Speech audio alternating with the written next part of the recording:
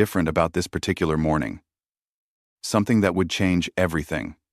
As Clooney settled into his chair next to Joy Behar, the cameras rolled, and the show went live to millions of viewers across America. The audience applauded warmly, clearly excited to see the Oscar winner in person. Joy flashed her trademark smile. But those who know her well might have noticed something calculating behind her eyes. "George, welcome back to The View," Joy began, her voice carrying that familiar edge that regular viewers have come to recognize. "We're so excited to have you here to talk about your new film." "Thank you for having me, Joy," Clooney responded with his characteristic grace, adjusting his tie slightly. "I'm always happy to be here with you ladies." "Oh, I'm sure you are," Joy replied, and there was something in her tone that made Clooney's smile falter for just a moment. "You know, George, before we talk about your movie, I have to ask you about something that's been bothering me, and I think it's bothering a lot of our viewers, too." The other hosts, Whoopi, Sarah, and Sunny, exchanged glances. This wasn't in the pre-show discussion. Joy was going off script, and they could sense the shift in energy immediately. "Sure, what's on your mind?" Clooney asked, though his media-trained instincts were already putting him on alert. Joy leaned forward slightly, her expression hardening. "Well, George, you've made quite a career out of being this humanitarian, this voice of conscience in Hollywood. You speak out about injustice. You make these films about important causes. You marry a human rights lawyer. It's all very noble." "Thank you, I try to use my platform responsibly," Clooney replied carefully, unsure where this was heading. "But here's what I don't understand," Joy continued, her voice growing sharper. "How can you sit there and lecture the rest of us about morality and doing the right thing when your own past is filled with questionable choices? I mean, let's be honest about who George Clooney really islanded." The studio fell silent. Even the audience seemed to sense that something was wrong. Clooney's jaw tightened almost imperceptibly, but his voice remained steady. "I'm not sure what you're getting at, Joy." "Oh, I think you know exactly what I'm getting at," she shot back. "The gambling, the parties, the lifestyle you led for decades while people were suffering around the world. You want to be seen as this moral authority, but weren't you just another Hollywood playboy for most of your career?" Whoopi tried to interject. "Joy, maybe we should—" "No, Whoopi. I think our viewers deserve honesty." Joy cut her off, never taking her eyes off Clooney. "George, you've dated dozens of women, some barely out of their teens when you were in your 40s. You've thrown lavish parties while children starved. You've made millions from movies that glorify violence. And now you want us to believe you're some kind of saint?" The color was rising in Clooney's cheeks, but he kept his composure. "Joy, I've never claimed to be perfect. I've made mistakes, and I've learned from them. But I don't think my personal life from decades ago has anything to do with the work I'm doing now to help people. Doesn't it, though?" Joy pressed on relentlessly. "How convenient that you found your conscience right around the time you needed to rehabilitate your image. Right around the time you wanted to be taken seriously as a director and not just seen as a pretty face. That's not fair, and it's not accurate," Clooney replied, his voice carrying the first hint of real anger. "I've been involved in humanitarian causes since the late 90s. This isn't some recent image makeover." Joy laughed, but there was no humor in it. "Oh please, George. Sudan, Darfur. All of that started right when your movie career was beginning to plateau. Perfect timing, don't you think?" The other hosts were now visibly uncomfortable. Sarah was shaking her head slightly, and Sunny was looking down at her notes, as if trying to find a way to change the subject. But Joy wasn't done. "And let's talk about your wife," she continued, ignoring the shocked gasps from the audience. "Amal Clooney, the brilliant human rights lawyer. Tell me, George, do you think she would have married you if you were still just a bartender from Kentucky? Or did she fall in love with George Clooney, the movie star, George Clooney, the brand?" Now Clooney's hands were clenched on the arm of his chair. "Joy, I'm going to stop you right there. You can attack me all you want, but you will not bring my wife into this." "Why not?" Joy shot back. "She's part of your image rehabilitation project, isn't she? The perfect accessory for the reformed playboy. Beautiful, intelligent, accomplished. She makes you look serious, legitimate." "That is completely out of line," Clooney said, his voice now carrying a dangerous edge that made even Joy pause for a moment. But she recovered quickly. "Is it, George? Because I think our viewers are smart enough to see through the act." They can see that this whole humanitarian persona is just another role you're playing. And frankly, I think you've been playing it so long that even you believe it now. The studio was dead silent, except for the hum of the cameras. Clooney stared at Joy for a long moment, and when he finally spoke, his voice was low and controlled. But there was something underneath it that everyone could hear. Joy, in 30 years of doing interviews, no one has ever spoken to me the way you just did. And certainly no one has ever brought my wife into it like that. Well, maybe it's time someone did, Joy replied defiantly. Maybe it's time someone called out the hypocrisy instead of just fawning over you because you're George Clooney. Clooney nodded slowly, as if making a decision. When he looked up, his eyes were blazing with an anger that none of them had ever seen before. And what happened next would become the most talked about moment in daytime television history. You want to know about hypocrisy, Joy? Clooney said, his voice cutting through the silence like a blade. Let's talk about hypocrisy. Let's talk about someone who sits behind this desk every day pretending to care about women's rights while consistently tearing down successful women in this industry. Joy's eyes widened. This wasn't the George Clooney she was expecting to face. Excuse me? You heard me, Clooney continued, leaning forward in his chair. How many times have you sat right there and criticized actresses for their choices, their appearances, their relationships? How many times have you reduced accomplished women to nothing more than their romantic lives or their looks? I don't know what you're talking about, Joy stammered, but her confidence was clearly shaken. Really? Because I remember you spending an entire segment last year discussing whether Jennifer Lawrence was too young for her husband. I remember you questioning whether Scarlett Johansson was a good mother because she continued working after having children. Should I continue? Whoopi tried to jump in. George, maybe we should take a breath here. No, Whoopi. Joy wanted to have this conversation, so let's have it, Clooney said, never taking his eyes off Joy. You want to talk about using people for image? Let's talk about how you've built your career on controversy and mean-spirited commentary. Let's talk about how you make your living by tearing other people down. Joy's face was flushing red. How dare you come on my show and attack me like this? Your show? Clooney laughed bitterly. This is The View, Joy, not the Joy Behar show. And I'm not attacking you, I'm simply holding you to the same standard you just tried to hold me to. You don't like it very much, do you? This is completely inappropriate, Joy shot back. I'm a journalist asking legitimate questions about your public persona. Journalist? Clooney's voice rose for the first time. Joy, you're a comedian who stumbled into a talk show gig. Don't confuse yourself with actual journalists who do real work. When was the last time you investigated anything? When was the last time you risked anything for a story? The other hosts were frozen. Sarah looked like she wanted to crawl under the table, and Sunny was staring at her hands. The audience was completely silent, watching this train wreck unfold in real time. I've been in this business for decades, Joy said, trying to regain her footing. I've earned my place at this table. Have you? Clooney challenged. Because from where I sit, it looks like you've earned your place by being willing to say the nasty things that other people won't say. You've made yourself indispensable by being the attack dog, the one who goes for the throat, when everyone else maintains some basic human decency. That's not fair, Joy protested, but her voice lacked conviction. Isn't it? Tell me, Joy. What was your plan here today? Did you think you were going to tear me down and I was just going to sit here and take it? Did you think I was going to crumble under your questions and give you some viral moment to boost your ratings? Joy opened her mouth to respond, but Clooney wasn't finished. Because here's what I think happened, he continued, his voice steady but filled with contempt.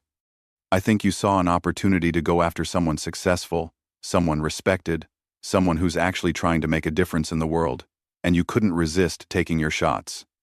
I was asking legitimate questions about your credibility, Joy insisted weakly. No, you weren't, Clooney said firmly. You were trying to humiliate me on live television. You brought up my personal relationships from decades ago. You attacked my marriage. You questioned my motives for helping people who are suffering. That's not journalism, Joy. That's just cruelty. The studio remained eerily quiet. Even the camera operators seemed transfixed by what they were witnessing. And you know what the real tragedy is? Clooney continued. You actually had an opportunity today to have a meaningful conversation about the humanitarian crisis in the regions my film covers. You could have used your platform to shine a light on real suffering, real injustice. Instead, you chose to make it all about you and your petty need to tear someone down. Joy was now visibly shaking. Whether from anger or embarrassment, it was impossible to tell. You don't know what you're talking about. Don't I? Tell me, Joy. How much money have you raised for charity this year? How many people have you helped? How many causes have you supported with anything more than lip service? I don't have to justify my charitable work to you, Joy snapped. No, you don't, Clooney agreed. But you also don't get to question mine. You don't get to sit there and suggest that my work helping refugees and genocide survivors is some kind of publicity stunt, while you contribute nothing but negativity to the world. Whoopi finally found her voice. Okay, I think we need to. We need to what, Whoopi? Joy interrupted, finally finding some fire again. Let him continue to attack me? Let him turn this around and make me the villain? You made yourself the villain the moment you decided to ambush me instead of having a professional interview, Clooney replied coldly. You made yourself the villain when you brought my wife into your petty attack. You made yourself the villain when you chose cruelty over curiosity. I'm not the one losing control here, Joy shot back desperately. Clooney smiled, but there was no warmth in it. Joy, I haven't lost control. This is me in complete control. This is me choosing to respond to your attack with the same energy you brought to this conversation. The difference is, everything I've said about you is true, and everything you said about me was speculation and spite. You're being completely unfair, Joy protested. Am I? Let me ask you something, Joy. Do you wake up every morning excited about the opportunity to make the world a little bit meaner? Do you go to sleep at night proud of the people you've hurt with your words? Joy stared at him, her mouth opening and closing like she was trying to find words that wouldn't come. Because that's what you do, Clooney continued relentlessly. Day after day you sit at this table and you make the world a little bit meaner, a little bit more cynical, a little bit more willing to tear each other down, and you call it entertainment. The silence stretched on, filled only by the sound of the studio's air conditioning and the barely audible whispers from the audience. Joy Behar, for perhaps the first time in her career, was completely speechless. But George Clooney wasn't done with her yet. Clooney leaned back in his chair, his eyes never leaving Joy's face. The silence had stretched so long that it was becoming uncomfortable for everyone in the studio, but he seemed perfectly content to let it hang there, watching her squirm. Finally, Joy found her voice again, though it came out as barely more than a whisper. This isn't how this was supposed to go. How was it supposed to go, Joy? Clooney asked quietly. Were you supposed to humiliate me, and I was supposed to just sit here and smile? Were you supposed to attack everything I care about, and I was supposed to thank you for the opportunity? I was doing my job, she said weakly. No, you weren't, Clooney replied, his voice gaining strength again. Your job is to interview guests, not to ambush them. Your job is to inform your audience, not to spread poison. Your job is to ask tough questions, not to make personal attacks. Joy straightened up slightly, trying to regain some composure. You can't just come on here and turn everything around like this. You're the guest. I'm the host. And as the host, you have a responsibility to your audience and to your guests, Clooney shot back. A responsibility you completely abandoned the moment you decided to make this personal. Whoopi cleared her throat nervously. Maybe we should move on to talking about the film. No, Whoopi, Joy interrupted, her voice growing stronger. I'm not going to be lectured by someone who thinks he's better than everyone else. George, you can sit there and act like you're some kind of saint, but the truth is you're just another privileged Hollywood actor who thinks his opinions matter more than everyone else's. Clooney's eyes flashed dangerously. There at Island, there's the real Joy Behar. When you can't win an argument with facts, you resort to personal attacks. When you can't defend your behavior, you try to tear the other person down. I'm not trying to tear you down, Joy insisted. I'm trying to show our viewers who you really are. Who I really am. Clooney stood up abruptly, causing Joy to flinch back in her chair. I'll tell you who I really am, Joy. I'm someone who uses his privilege to help people. I'm someone who puts his money where his mouth, Island. I'm someone who actually goes to the places where people are suffering instead of just talking about it from a comfortable studio in Manhattan. You don't have to stand up, Joy said nervously. Yes, I do, Clooney replied firmly. Because I'm not going to sit here while you continue to spread lies about me and my family. You want to know who I am? I'm someone who's spent millions of his own dollars helping refugees. I'm someone who's risked his life to document atrocities that the world was ignoring. I'm someone who married a woman who's dedicated her life to seeking justice for victims of human rights abuses. His voice was rising again, and the passion in it was undeniable. And you know what else I am, Joy? I'm someone who's had enough of people like you who think that tearing others down is a substitute for building anything up. Joy was now visibly shaken, but she made one last attempt to regain control. You can't speak to me like this. This is my show. These are my viewers. Your viewers? Clooney turned slightly toward the camera, speaking directly to the audience at home. Let me tell you something about your host, viewers. Joy Behar is someone who thinks that being cruel is the same thing as being clever. She thinks that being mean is the same thing as being honest. She's built her career on negativity, on cynicism, on making people feel smaller than they are. Turn the cameras off, Joy said desperately to someone off screen. Turn them off now. No, Clooney said firmly, stepping closer to Joy's position at the table.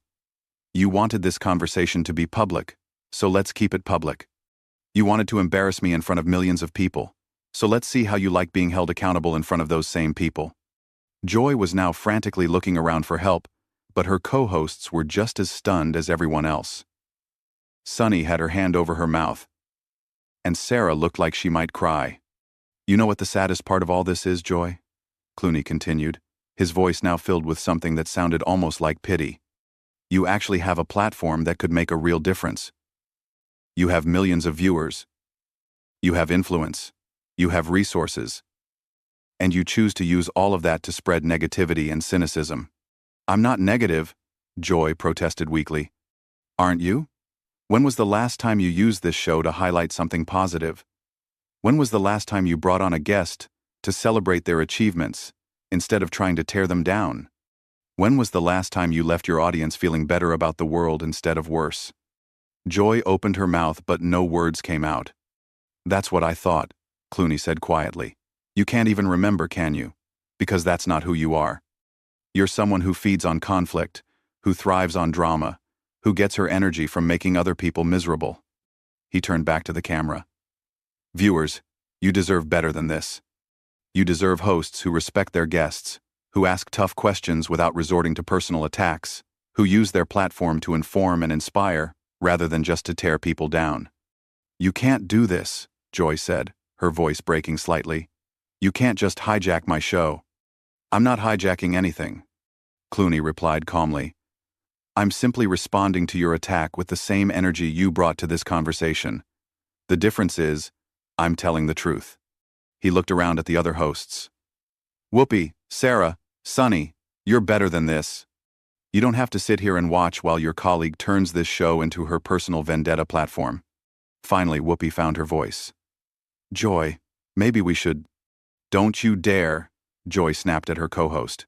Don't you dare take his side. I'm not taking anyone's side, Whoopi replied quietly. But this has gone way too far. Clooney nodded at Whoopi gratefully, then turned back to Joy one final time. Joy, I came here today to talk about a film that highlights real human suffering, real injustice, real problems that need attention. Instead, you chose to make this about your need to attack someone you see as an easy target. You thought you could ambush me and I would just take it quietly. He leaned down slightly, bringing himself closer to eye level with the seated host. But here's what you forgot, Joy. I didn't get where I am by backing down from bullies. I didn't build my career by letting people walk all over me. And I certainly didn't marry the woman I married by being someone who stays quiet when principles matter. Joy looked up at him, and for a moment, there was something almost like fear in her eyes. So the next time you think about ambushing a guest, Clooney continued softly, the next time you think about making someone's personal life fair game for your entertainment, the next time you think about attacking someone's family to score cheap points, remember this moment. Remember how it felt when someone finally stood up to you. He straightened up and looked directly into the camera one more time. And to everyone watching at home, remember that you have a choice about what kind of media you consume, what kind of behavior you reward with your attention, and what kind of world you want to live in. With that, George Clooney removed his microphone, placed it carefully on the table, and walked off the set, leaving behind the most stunned audience in daytime television history, and one